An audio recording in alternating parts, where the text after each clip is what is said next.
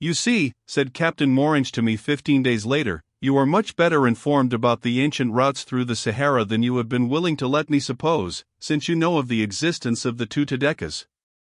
But the one of which you have just spoken is the Tadekka of Ibn Battuta, located by this historian 70 days from Tut, and placed by Schirmer, very plausibly, in the unexplored territory of the Awalimadin. This is the Tadekka by which the Sonlai caravans passed every year, traveling by Egypt. My Tadekka is different, the capital of the Veiled people, placed by Ibn Khaldun 20 days south of Wargla, which he calls Tadmekka. It is towards this Tadmekka that I am headed. I must establish Tadmekka in the ruins of Es Souk. The commercial trade route, which in the 9th century bound the Tunisian Jared to the bend the Niger makes at Buroum, passed by Es Souk. It is to study the possibility of re-establishing this ancient thoroughfare that the ministries gave me this mission, which has given me the pleasure of your companionship. You are probably in for a disappointment, I said. Everything indicates that the commerce there is very slight. Well, I shall see, he answered composedly. This was while we were following the unicolored banks of a salt lake. The great saline stretch shone pale blue, under the rising sun. The legs of our 5 mihara cast on it their moving shadows of a darker blue. For a moment the only inhabitant of these solitudes, a bird, a kind of indeterminate heron, rose and hung in the air, as if suspended from a thread, only to sink back to rest as soon as we had passed. I led the way, selecting the route, Morange followed. Enveloped in a burnous, his head covered with the straight chekia of the Spatas, a great chaplet of alternate red and white beads, ending in a cross, around his neck, he realized perfectly the ideal of Father Lavigary's White Fathers.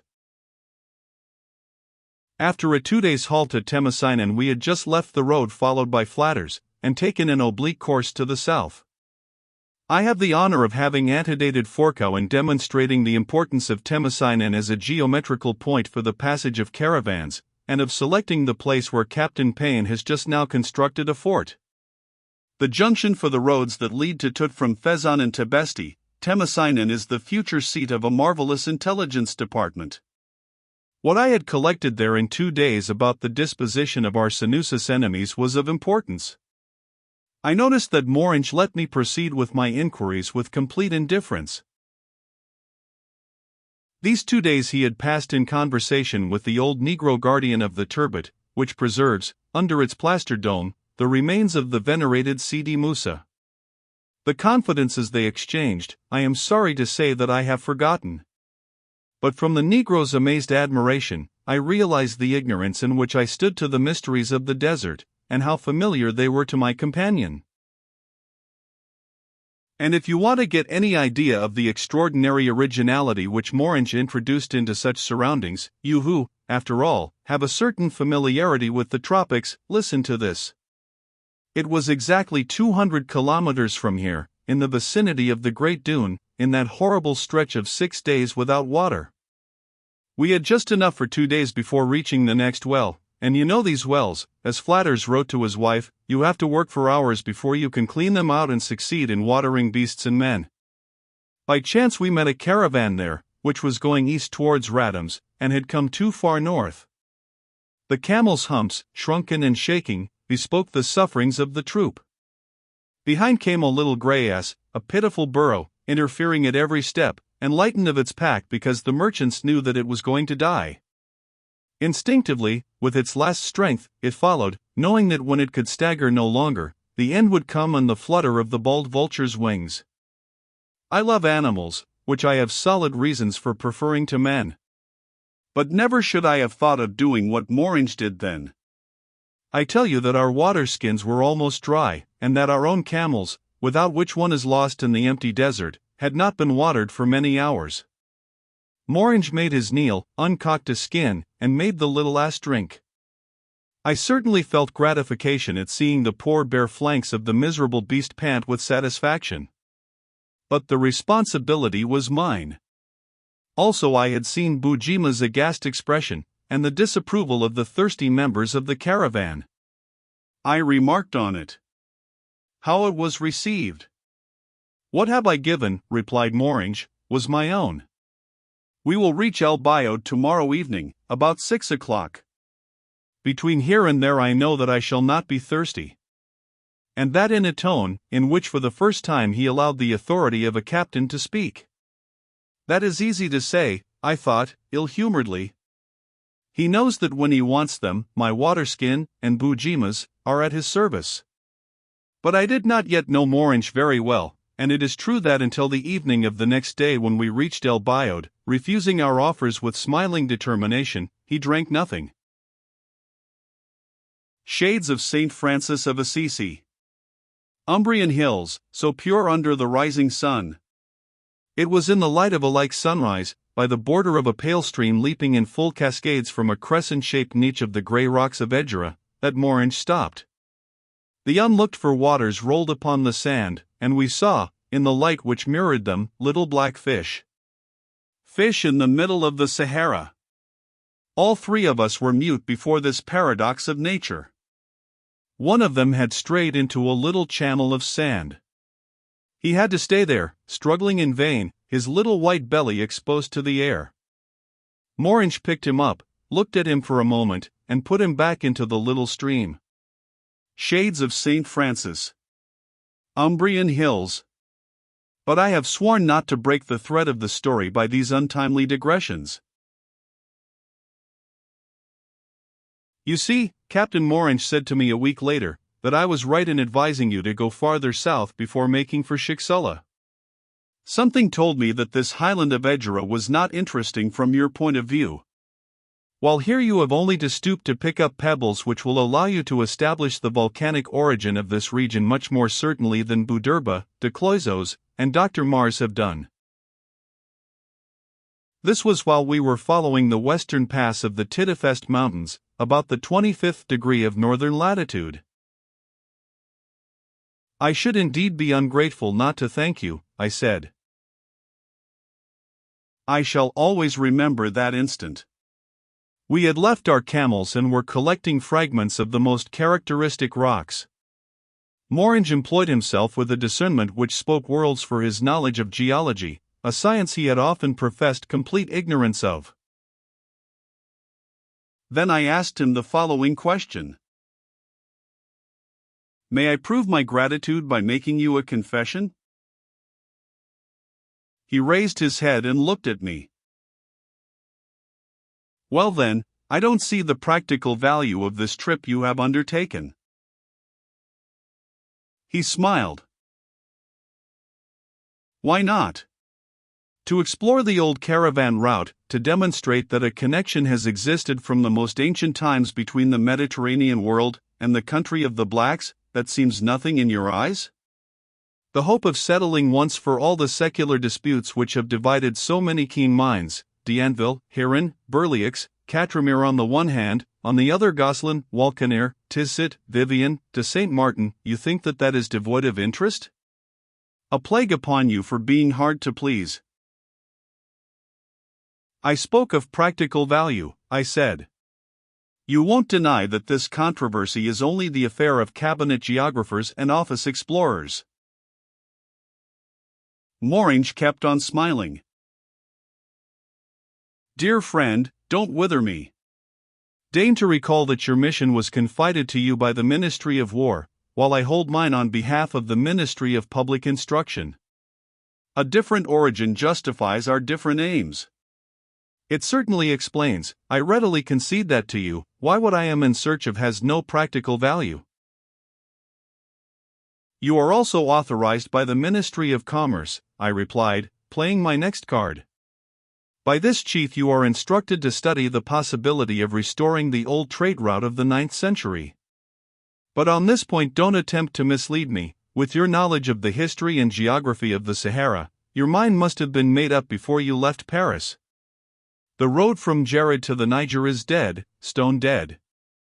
You knew that no important traffic would pass by this route before you undertook to study the possibility of restoring it. Morange looked me full in the face. And if that should be so, he said with the most charming attitude, if I had before leaving the conviction you say, What do you conclude from that? I should prefer to have you tell me. Simply, my dear boy, that I had less skill than you in finding the pretext for my voyage, that I furnished less good reasons for the true motives that brought me here. A pretext? I don't see. Be sincere in your turn, if you please. I am sure that you have the greatest desire to inform the Arabian office about the practices of the Senusas. But admit that the information that you will obtain is not the sole and innermost aim of your excursion. You are a geologist, my friend. You have found a chance to gratify your taste in this trip. No one would think of blaming you because you have known how to reconcile what is useful to your country and agreeable to yourself. But, for the love of God, don't deny it, I need no other proof than your presence here on this side of the Tidefest, a very curious place from a mineralogical point of view, but some 150 kilometers south of your official route.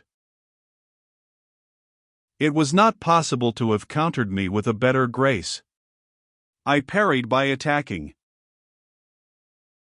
Am I to conclude from all this that I do not know the real aims of your trip, and that they have nothing to do with the official motives? I had gone a bit too far. I felt it from the seriousness with which Morin's reply was delivered. No, my dear friend, you must not conclude just that. I should have no taste for a lie which was based on fraud towards the estimable constitutional bodies which have judged me worthy of their confidence and their support. The ends that they have assigned to me I shall do my best to attain. But I have no reason for hiding from you that there is another, quite personal, which is far nearer to my heart. Let us say, if you will, to use a terminology that is otherwise deplorable, that this is the end while the others are the means. Would there be any indiscretion? None, replied my companion. Sheikh Sulla is only a few days distant. He whose first steps you have guided with such solicitude in the desert should have nothing hidden from you. We had halted in the valley of a little dry well where a few sickly plants were growing. A spring nearby was circled by a crown of grey verdure. The camels had been unsaddled for the night, and were seeking vainly, at every stride, to nibble the spiny tufts of had. The black and polished sides of the Tidefest mountains rose, almost vertically, above our heads. Already the blue smoke of the fire on which Bujima was cooking dinner rose through the motionless air. Not a sound, not a breath. The smoke mounted straight, and slowly up the pale steps of the firmament. Have you ever heard of the Atlas of Christianity? Asked Moringe. I think so. Isn't it a geographical work published by the Benedictines under the direction of a certain Dom Granger? Your memory is correct, said Moringe. Even so, let me explain a little more fully some of the things you have not had as much reason as I to interest yourself in. The Atlas of Christianity proposes to establish the boundaries of that great tide of Christianity through all the ages, and for all parts of the globe. An undertaking worthy of the Benedictine learning, worthy of such a prodigy of erudition as Dom Granger himself. And it is these boundaries that you have come to determine here, no doubt, I murmured. Just so, replied my companion. He was silent, and I respected his silence, prepared by now to be astonished at nothing. It is not possible to give confidences by halves, without being ridiculous, he continued after several minutes of meditation, speaking gravely, in a voice which held no suggestion of that flashing humor which had a month before enchanted the young officers at Wardla. I have begun on mine. I will tell you everything. Trust my discretion, however, and do not insist upon certain events of my private life. If, 4 years ago, at the close of these events, I resolved to enter a monastery, it does not concern you to know my reasons. I can marvel at it myself, that the passage in my life of a being absolutely devoid of interest should have sufficed to change the current of that life. I can marvel that a creature whose sole merit was her beauty should have been permitted by the Creator to swing my destiny to such an unforeseen direction.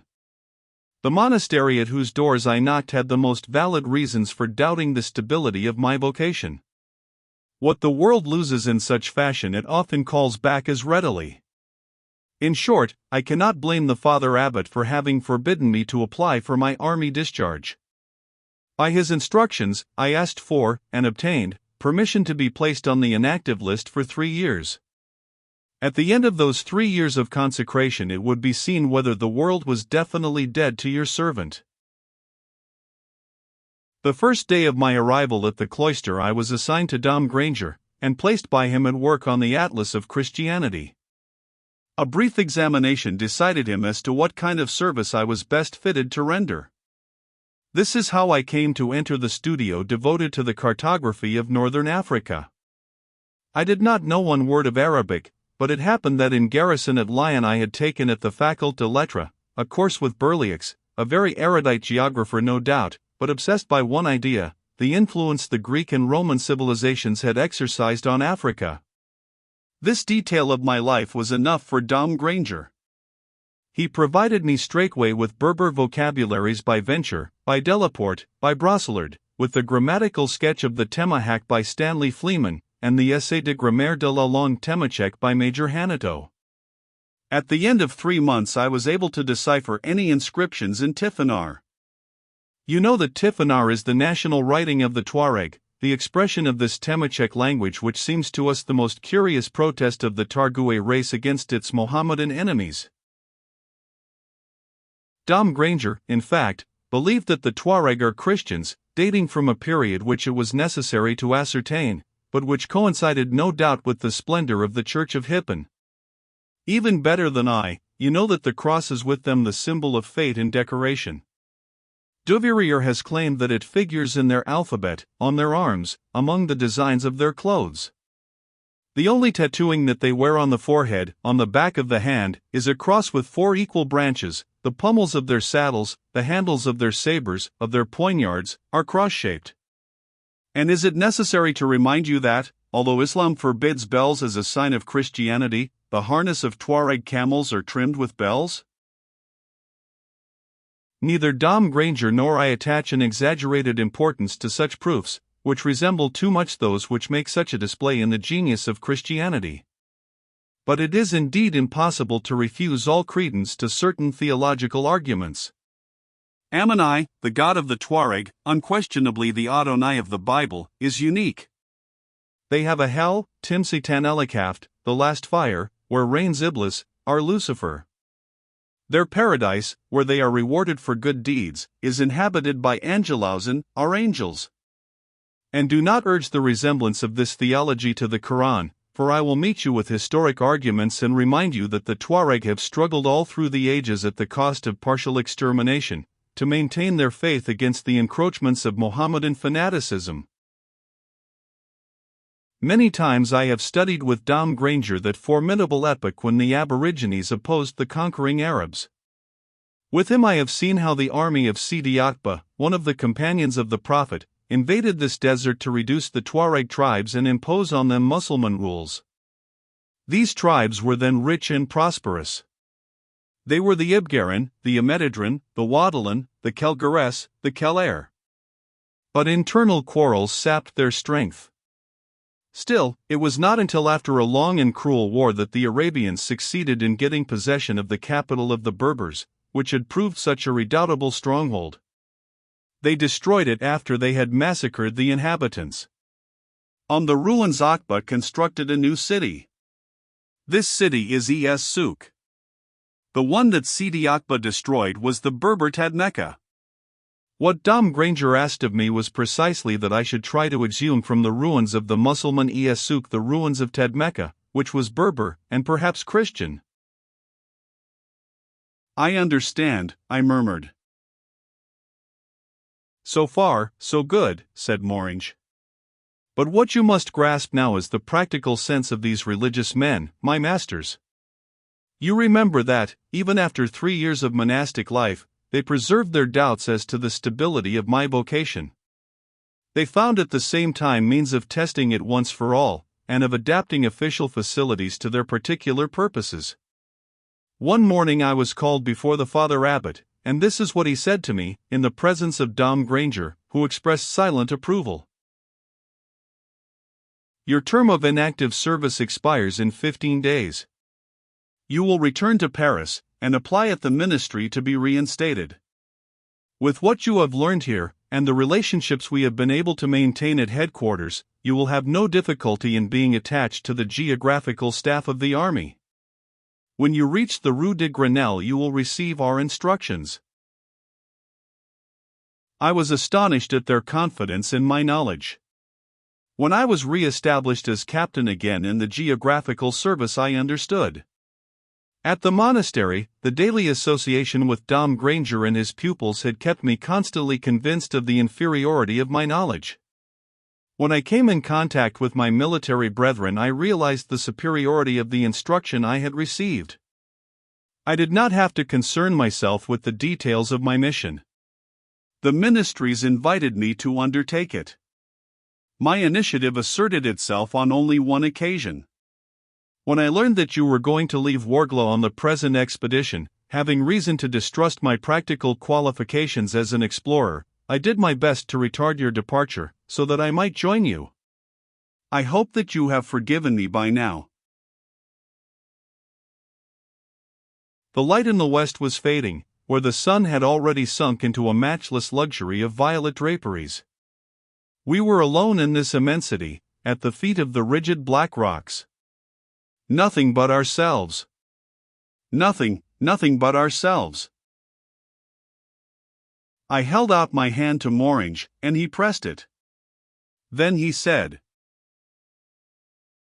"If they still seem infinitely long to me, the several thousand kilometers which separate me from the instant when, my task accomplished, I shall at last find oblivion in the cloister for the things for which I was not made, let me tell you this, the several hundred kilometers which still separate us from Chicxulub seem to me infinitely short to traverse in your company." On the pale water of the little pool, motionless and fixed like a silver nail, a star had just been born. "Chicxulub," I murmured, my heart full of an indefinable sadness. "Patience, we are not there yet." In truth, we never were to be there.